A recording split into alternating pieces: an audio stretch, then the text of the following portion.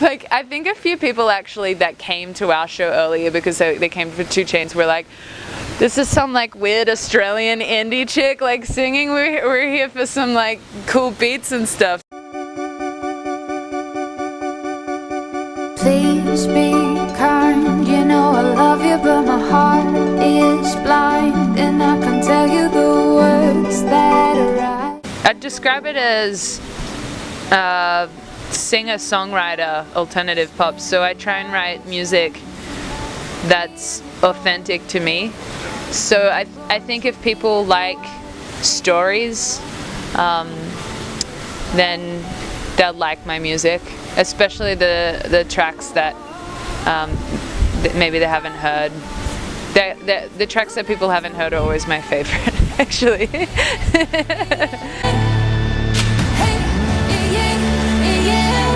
I mean, I wish that I read a lot. I like the idea of reading, but it comes from, I guess, my musical education and upbringing. My mom was like this, like 70s hippie.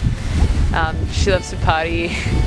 She had lots of friends over, and so she was really into like Cat Stevens, James Taylor, Carole King, like the 70s, Joni Mitchell, the 70s song, like the songwriting era.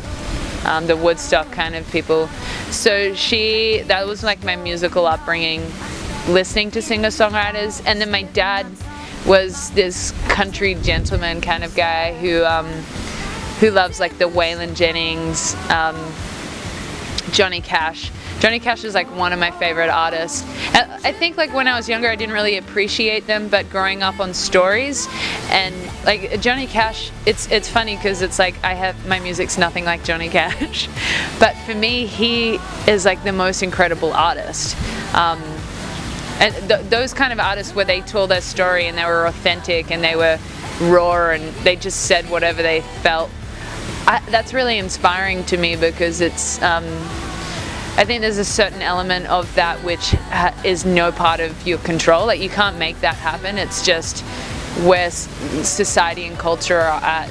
And so for me, those artists really inspire me because they were just doing their thing. And then you look back over history and they were not only telling their story, but they were telling the story of the people around them. Feel my love, feel my love, feel my love. Feel my love is kind of like that tension of like trying to express your love and your motivations in a perfect way and failing, but then celebrating the action of love.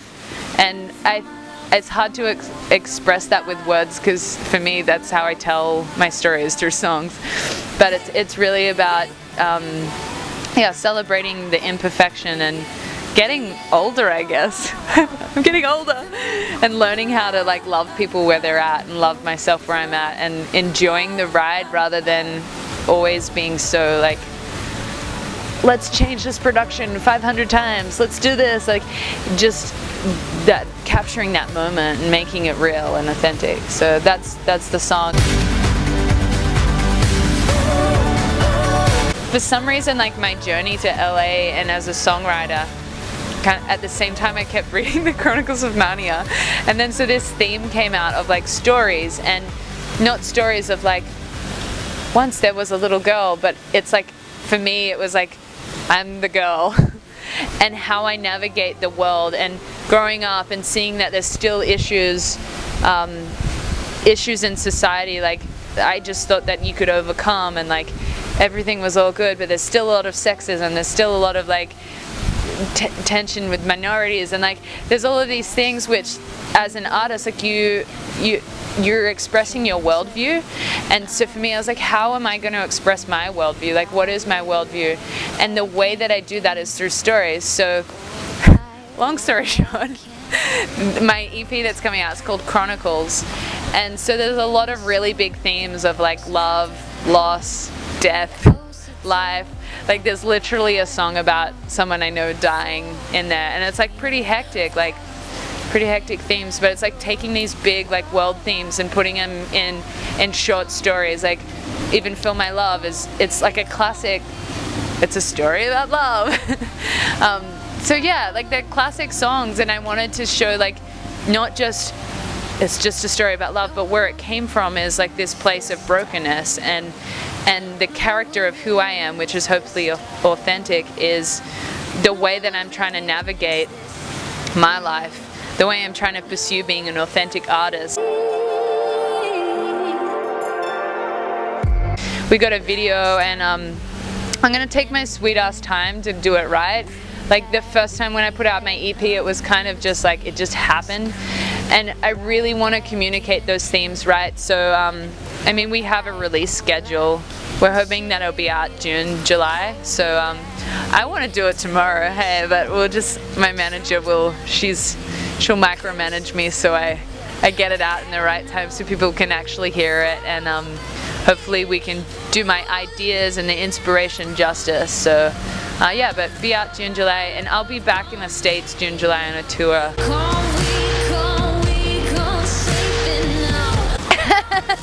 I wish. Like, we were side of his stage watching last night, and like he walks off stage and he gave us a high five, and then Aaron and I,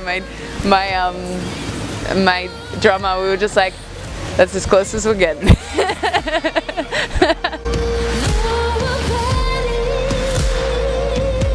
Hey guys, I'm Phebe Starr, and you're tuned in to Ones to Watch. Wait, was it Ones to Watch?